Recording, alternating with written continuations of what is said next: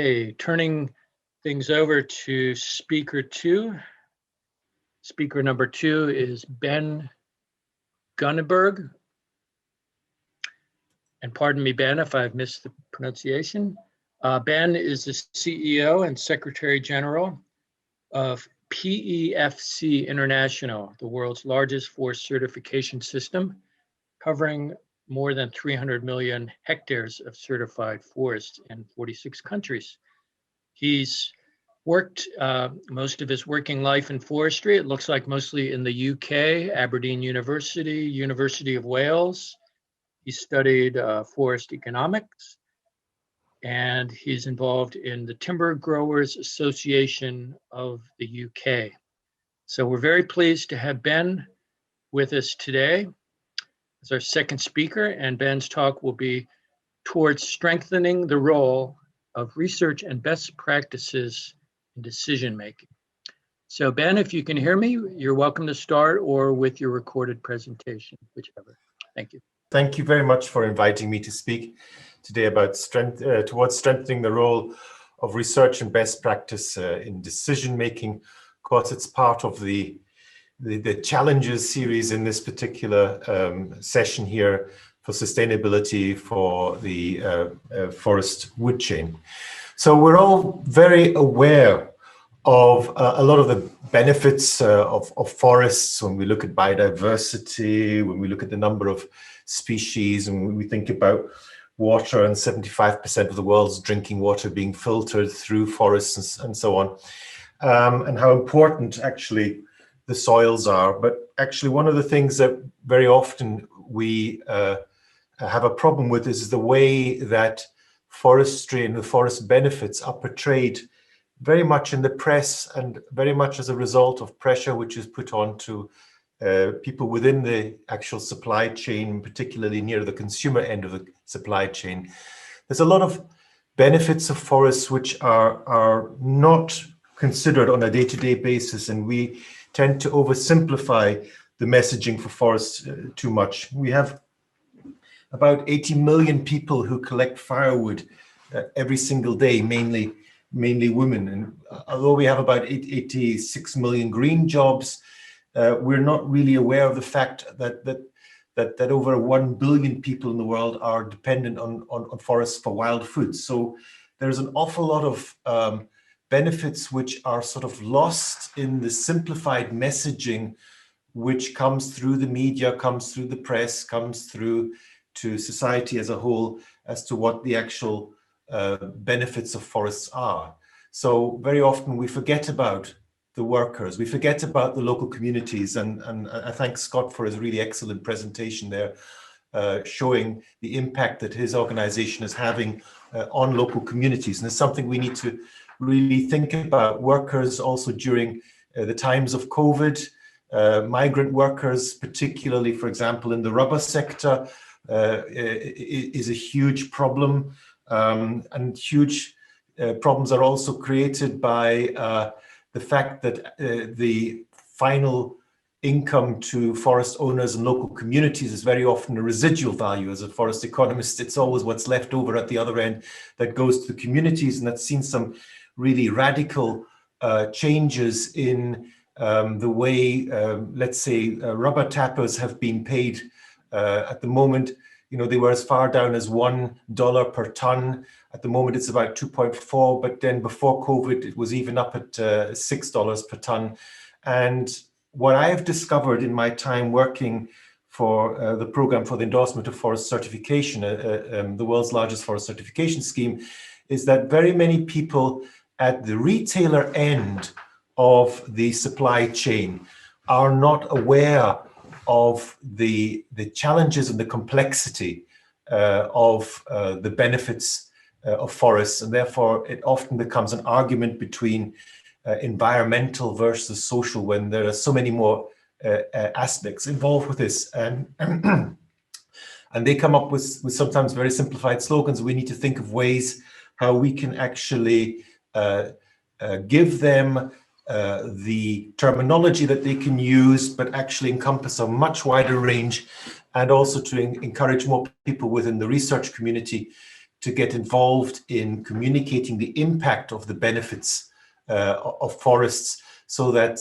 forestry is seen as positively contributing towards climate mitigation, rather than the sort of feeling that, in particularly also in the Eurobarometer, for example, the impression of millennials is that cutting down any tree is one of the biggest problems for climate mitigation or climate change. And the best way to do that would be to stop all forestry activities, and then all the excellent work that, for example, Scott has just shown would become under threat, because people feel that forests should just be locked up for the benefits which are perceived, which are purely on biodiversity, rather than the whole mix that's involved. So we have got a couple of second challenge that we've got in the supply chain is, of course, that there's an increasing demand for timber. And we see that through the use of new and modern products like cross-laminated timber. We have many more products being created. Textiles has really come into its own, and the benefits of wood-based fiber for textiles, the amount of water that is saved by actually using textiles made from forest fibers, the energy that is saved in the production, and actually the storage of the carbon within the actual materials themselves, the reduction in water usage and so on. These are all benefits which are gradually being learned by the textile sector as such. It's fantastic for communicating. It's fantastic also for helping people understand that actually good use of forests is something that's to be encouraged. So we have 2 billion people who are going to be joining the middle class income earning classes over the next 10 years.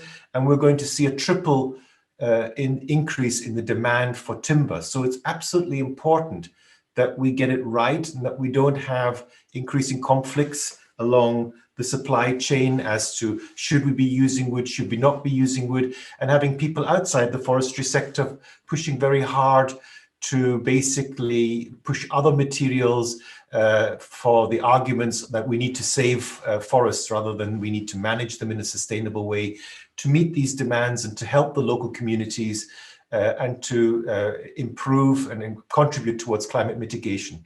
We're aware, of course, of the forest contributions and sequestration and storage, and very importantly in the substitution, substituting new materials for oil-based and fossil-based materials, but also in the storage. Even when we talk about buildings, it is very important to know that a 5-story residential building, for example, made of laminated timber, can store 180 kilograms of carbon per square meters, and that's 3 times more than the average above ground forest with high carbon density. So yes, there's one thing about keeping forests for sequestration and storage, but actually by building buildings, you are actually creating very, very dense, I would nearly call them house forests, houses made from wood, which are also storing carbon. So it's very important that we move more down the route of using wood for its storage and substitution effects, rather than only concentrate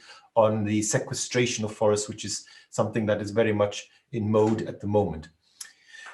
The third challenge that we have is, of course, the complexity of the supply chain. And this is actually quite a simple diagram, but this is actually only dealing with the international trade of tropical wood.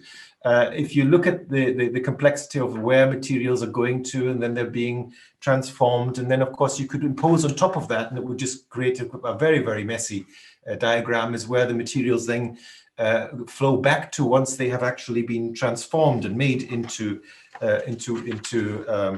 products. So we have a very, very complex supply chain. We have millions of small forest owners. I mean, in rubber production alone, there are over 6 million producers for natural rubber to make the tires for Pirelli tires and so on, and Goodyear and all the other companies. But in Southeast Asia alone, there are over 500 million tree owners, the trees who try to make a livelihood from trees. 20% of all the industrial roundwood actually comes from trees outside forests. So we've got very complex supply chains as well. And we need to find ways to simplify that in terms of communicating with the general public and particularly with the retailer end of the marketplace as well. But where do we have the problems? The problems come that we are looking more and more at trying to simplify the overall messages. So we're talking about people wanting deforestation-free wood. They're concentrating much more on legality and demonstrating legality without realizing at the same time that there are a lot of issues, again, which Scott referred to in sense of land tenure issues, the enforcement of law, and the pressures on I wouldn't say call it overpopulation, but population pressures in certain areas, which therefore result in people looking for different sorts of incomes. I remember in a trip I did a few years ago to Indonesia, looking at the whole issue of deforestation. Coming across a smallholder who said to me he had 3 children to put to school, he had a little piece of land, he could keep it in forestry, but that would condemn his 3 daughters and his 1 son never to have an education. And what would you do, Mr. Gunneberg? What would you do, all of you who are listening to this conversation? A very good question, very good challenge. And so we need to make sure that the pressures on deforestation are not simplified as just saying, you know, using wood is bad, and the way to stop deforestation is to stop using wood, or to ensure that it's deforestation free. We actually need to understand that the issues are a bit more complex. We know that the Consumer Goods Forum for a while looked at a deforestation free approach and then said, effectively, we're looking for certification to deliver. And certification was never designed to develop or to stop deforestation. It was designed to ensure sustainable forest management of forests, and working together with other sectors, we can then tackle the whole issues which deal with deforestation. Unfortunately, the Forest Positive Coalition is now recognizing that much more, so people within the supply chain are beginning to understand the complexity there. So the challenges are that we're needing to think more about balancing all of the forest benefits. We have an increasing demand for timber, which is going to exacerbate the problems that we have for sustainable supply chains. We have very complex supply chains which need to be communicated in a simplified way. And we've got the current problem of simplification of the issues that we're dealing with, such as deforestation free. So how can we support companies make better decisions you know, along the supply chain and a sustainable supply chain? Well, my argument to you today is that we actually are using everything packaged together in something called sustainable forest management, of which you are all absolutely aware. It talks about the reducing deforestation, degradation, lowering greenhouse gas emissions. It also talks and recognizes the need for providing long-term livelihoods for communities. And it also talks about you know, areas such as lowering greenhouse gas emission and contributing towards adaptation. And of course, one of the ways to communicate that is through something called forest certification, which brings about improvements not only in the working conditions and health and safety of forestry workers, but can also lead to improved forest conservation outcomes and encourage sustainable forest use, which is something that the FAO has stated on several occasions. And of course, when we look at the Sustainable Development Goals, certification as a proxy for talking about sustainable forest management is also one of the indicators which is used for SDG 15, life on land. So PEFC, who are we and what do? We are an alliance of national forest certification systems, because one of the key things that we need to understand is that the people who are best placed to develop sustainable forest management systems are the ones who actually live in and around the areas with input from others, so that they feel ownership of the processes. And we were originally established by small family forest owners. And although there are hundreds of millions of them, at the moment, only about 1 million forest owners are certified. So there's a lot that we should be doing and could be doing in order to simplify the messaging. We don't just create standards and such, but we actually facilitate the development of local standards, with local dialogues, and also provide on-ground support and collaboration with foresters and the forest sector companies. But we are also working with companies along the forest-based value chain to promote the use of sustainable wood products. And we try to do that under the umbrella of certification into two parts: the complex supply chain, which Scott mentioned in his presentation, all the way through to the consumer is covered by something called chain of custody. But of course, first and foremost, people need to know that the forest management is there to ensure that we have healthy forest ecosystems, healthy local communities, and healthy workers. But what also we need to know about that is that it's more than just the benefits. We need to have the whole healthy local communities as well, sustainable livelihoods. And this the chain of custody certification provides access to sustainable material and responsible sourcing, which actually also reduces the complexity for companies nearer to the consumer end who have difficulties understanding the whole complexity, or say to us, look, make it easier for us, find us a way that we can get the materials so that we know that we're contributing to these key issues, including deforestation-free wood, as well as making sure it's also legal and sustainable. So again, the crucial is balance, looking at socially acceptable, environmentally sound, and economically viable timber, looking at a lot of the issues that are there and sometimes raised as individual issues, but which are all part of sustainable forest management. The sustainable forest management has integrated free and prior informed consent, respect and protection of workers' rights, looking at living wages, and ensuring that people are working towards living wages, not just for local workers, but also for itinerant or migrant workers. These are all issues that are form part of sustainable forest management, and we shouldn't pull these elements apart and make them look as, yes, but do you in sustainable forest management look at this and look at that? We have to learn also and find ways of better communicating that this is what sustainable forest management actually is when we look at it. So we have, of course, the involvement of a lot of stakeholders. We implement global standards at a local context, and it's very important to have local engagement. But there are some questions and requests, and one of my requests now to you is that we need a lot more input from the scientific and the technological community. That has to be strengthened so that we can demonstrate the impact to allow people further down the supply chain who don't want to get involved in all of the complexities, who love forests, who want forests to be saved, who don't want to see climate change, for them to understand that complexity, and they need to understand the impact. And that is where we need a lot more input from the scientific and technological community to move from qualitative information to quantitative information, which can be used and supported by the whole of the supply chain.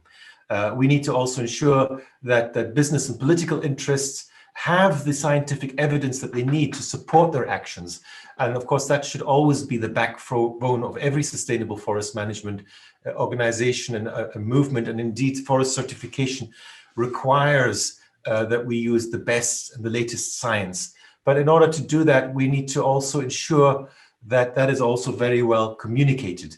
So this map is really only just to show you where there are already sustainable forest management and certification systems in over 55 countries. It's not enough yet, it still needs to grow, but these are already places where we could work and want to work with researchers to provide the impacts to the key marketplaces in Asia, in North America and Europe, and as the markets continue to grow, local markets as well as importing markets as well.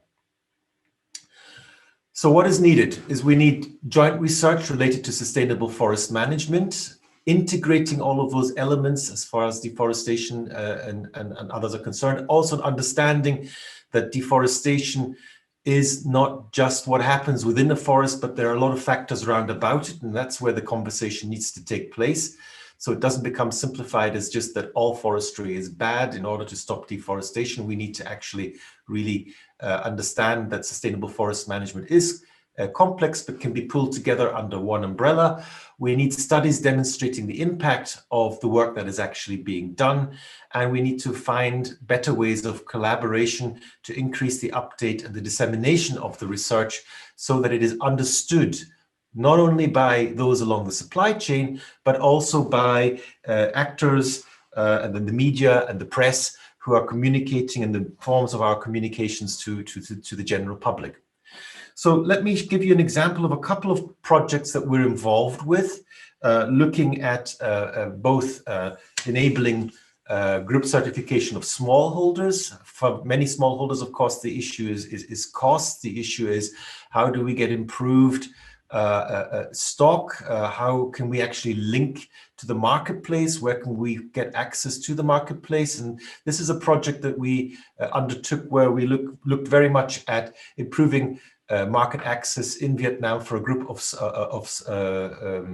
125 farmers who had about 850 hectares of acacia plantations. And what we achieved with them is we managed to secure buyers. We worked with them on technical support, on capacity building, on the way that they did their forest management plans and so on. And at the same time, we also ensured that the environmental and social values were respected whilst people were looking at a holistic approach to sustainable forest management, which involves, of course, also producing timber.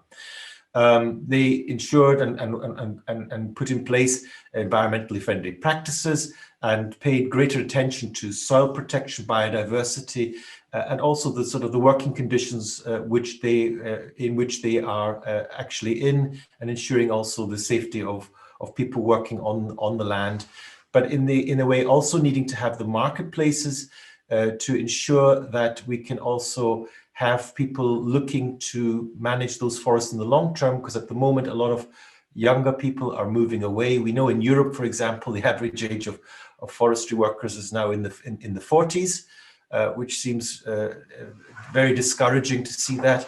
And the same is happening, for example, here in Thailand in the rubber sector, where more and more younger people are leaving the land, looking for alternatives in cities, and leaving the management very much to the elder generations. And here's an example where we tried to work with the private sector to support smallholders growing rubber.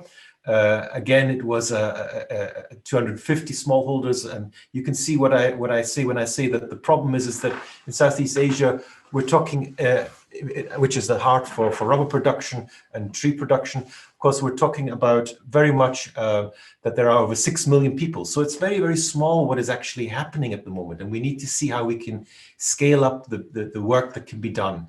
How do we improve the market access? How do we increase the knowledge of people along the supply chain so they actually also invest in providing price stability for rubber products? Because if the prices keep fluctuating the way it is, the temptation for rubber growers is to say, you know what, we'll put it into another agricultural commodity, we'll grow something else, you know, that then also leads to further deforestation efforts. So there is a real need to provide technical and financial support for smallholders, to provide them with market information, and to allow them also to go together as smallholders to get involved in also collective marketing and providing and having access to market linkages. So both of those are examples of how do you help people to better manage.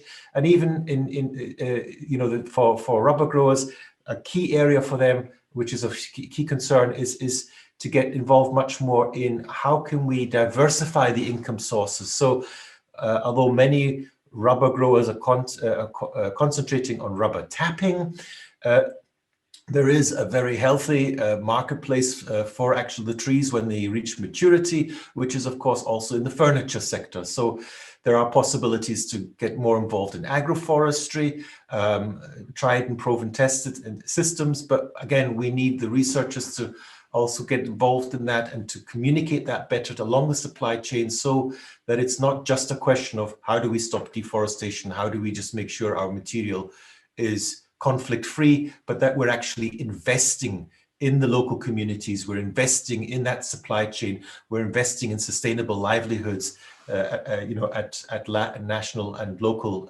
level. Another project that we're working in is then already at a regional level in trying to again get intra-regional cooperation, looking again at how do we get those sustainable forest management systems covering all of the various aspects of sustainable forestry involved, working with governments, working with forest agencies, certification bodies, NGOs in the private sector. It is very, very important, and this is a project that we've just started work on. We have obviously some challenges at the moment in Myanmar, as you'll be aware, but we have to continue the dialogue, because ultimately we need to create sustainable livelihoods for the local communities to ensure the sustainable forest management, to improve the reputation of wood, and to really encourage people to understand the value of using wood and wood-based products as part of the whole movement of dealing with the climate change challenges that we have, which shouldn't just be keeping forests as sequestration areas alone, but actually making them living, sustainable, thriving forests for local communities, so that the millions of people who depend on them can continue to work in them and have a sustainable income there as well.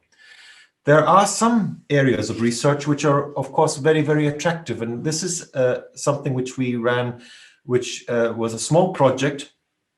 But actually, this is a very interesting area, because it is actually a way of monitoring and science helping to go to the more vulnerable forests and actually use the data to measure water and growth, and pull together that area, that information lifetime, to allow not only forest owners but also forest managers and certification bodies to do work. It's very important that we try to use a lot more innovation and technology to help us apply the modern technology to make it easier and cheaper and get better results and communicate that. But this is a little project which was called Tree Talker, but it actually got more media coverage than many of the other issues that we're dealing with, and it's 6 million hits alone, plus a couple of interviews, just because of the technology and the innovation. So research really needs to get involved with that. So far, the impact studies have looked very much more at the way it has changed behavior, but actually what we really need to do is we need to get the input of the research community to work with the retailers and other people within the supply chain, so we can actually better communicate the inputs and the work that's being done with sustainable forest management. So my call to action really is we need a lot more studies to demonstrate the impact of certification, the impact of sustainable forest management, so we can get away from the simplified arguments about forestry and really realize the real value of them. If you want to contact me, here's my email address and also our website. Thank you very much. Great. Well, thank you, Ben, for a really interesting presentation. We do have time for a few questions before we move on. So if you'd like to ask Ben a question, please comment in the chat or jump in and ask a voice question over the audio. And while we're doing this, I am just going to check the chat and see if there's anything coming through. And let's see. Well, while I'm doing this, I'll ask Ben a question. Ben, you made a really interesting analogy between wood in the forest and wood in more built-up urban environments, and like tall buildings could be considered forest houses. I found that really interesting. And even now, it seems like more and more builders are not only including wood, but also green plants as part of the wood building. Do you have any thoughts or observations on even extending the wood forest to include a living, breathing building with plants and other elements? I think you're absolutely right. We need to do an awful lot more work within the cities. Greenery is vitally important. But, I mean, just coming back even to the wood and the replacing wood, we can do an awful lot with mass timber. which could reduce carbon dioxide emissions easily 15 to 20% compared to other materials that we're using. So there's an awful lot that needs to be that can be done there. I mean, if you look at the UK alone, there are 28% of new houses are now using timber frame construction, and that captures over 1 million tons of carbon dioxide a year as a result. And if we actually encourage more use of that, and I spend a lot of time talking to green building councils, we're not advocating for replacing all concrete, steel, and aluminium with wood. What we're saying is we need to use more wood and basically use the right material at the right time. And there's an awful lot of buildings that can be built now with wood. Even if you go in existing cities, you can actually even add extra stories of living space on top of the existing concrete buildings by using wood structures and so on. So there's a lot we can do that, but we need to build in, obviously, a lot more trees in the cities. Singapore alone, with green trees and so on, that helps already reduce by 6% the energy usage for climate conditioning within houses and so on. So trees are vitally important to help us with that as well. Great. Well, thank you. We do have one question in the chat, so we'll take this before we move on to the next session. And let's see, I'm paraphrasing here, but essentially the question asks about forests. People do not pay real money for some of the values. The money has to come from wood. And so I'll just paraphrase that and ask you, Ben, about the ecosystem services that are provided by forests, and do you envision more and more well-defined markets for actual making payments for these services? What's your view on that? Yeah, my view on that is that will come an awful lot more. I mean, we know that there are billions of dollars worth of ecosystem services that are provided for free. And in a way, in the same way as we have created carbon markets, and they're growing around the world, I can actually see that ecosystem services markets as such can also be encouraged and created. In fact, recently we've even seen the European Union providing monies now for people to demonstrate sustainable forest management, even gets certified in order to contribute to sustainable forest management. So about $100 per hectare is being made available at the moment by the German government to forest owners, in part payment for ecosystem service, but also in ensuring that the forests are sustainably managed and the benefits that gives. So those are markets that have to be created by cooperation between the voluntary, private, and public sector, and as well as with governments, and that's something we really need to work on more. Great. Well, thank you, Ben, and thank you again for an excellent presentation. Let's all give a virtual hand clap, some applause.